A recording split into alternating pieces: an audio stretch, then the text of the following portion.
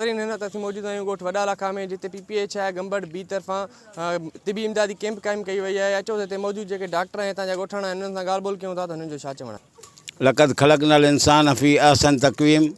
अल्लाह साईं क़ुरान शरीफ़ में फरमायो आहे त बहितरीनु तख़लीक़ जेका कई आहे इंसान जी कई आहे। हिन महिल असांजी अमड़ सिंध जे मथां जेको बरसाति जे सबबु नुक़सानु थियो आहे, तबाही आई आहे, उन में केतिरनि ई माण्हुनि जा अजा किरी पिया आहिनि, माण्हू रोडनि ते वेठा आहिनि, माण्हुनि जूं जानियूं ज़ाया थी वियूं आहिनि। उन जे करे असां जिते बि जेका बि शइ आहे PPH आहे तरफ़ां कैंप मुफ़्त तिबी कैंप हयूं आहिनि। ऐं हिन महिल मां वॾा लाखा जे लाछारी मोहल्ले में वेठो आहियां। तक़रीबन असां 300 खां मथे मरीज़ ॾिसी चुका आहियूं।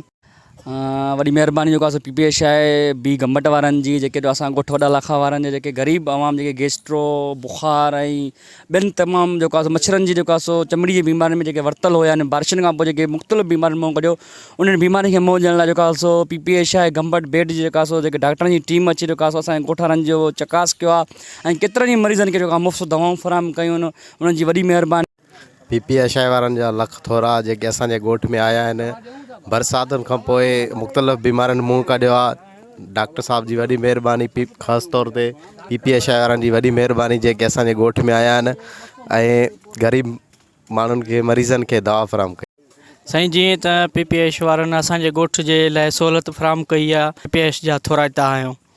जी नाज़रीन, मां हिते मौजूदु ॻोठाणनि ऐं हितां डॉक्टरनि जूं ॻाल्हियूं ॿुधियूं। उन्हनि जो इहो ई चवणु हो त बरसाति सबबु ॻोठ में गटरनि जो ऐं बरसाति जो गंदो पाणी बीहण करे जेका आहे मुख़्तलिफ़ बीमारियुनि मुंहुं कढियो, जंहिंमें गैस्ट्रो बुखार ऐं ॿियनि चमड़ी जी बीमारियुनि मुंहुं कढियो। उन खां अलावा मां इहो ॿुधाईंदो हलां त हिते जेके 300 खां वधीक मरीज़ हुआ, उन्हनि जी चकास कई वई, उन्हनि खे मुफ़्त जेके आहिनि दवाऊं फ़राहम कयूं आहिनि। कैमरा टीम सां गॾु हफ़ीज़ शेख, SSN न्यूज़ गंबड़।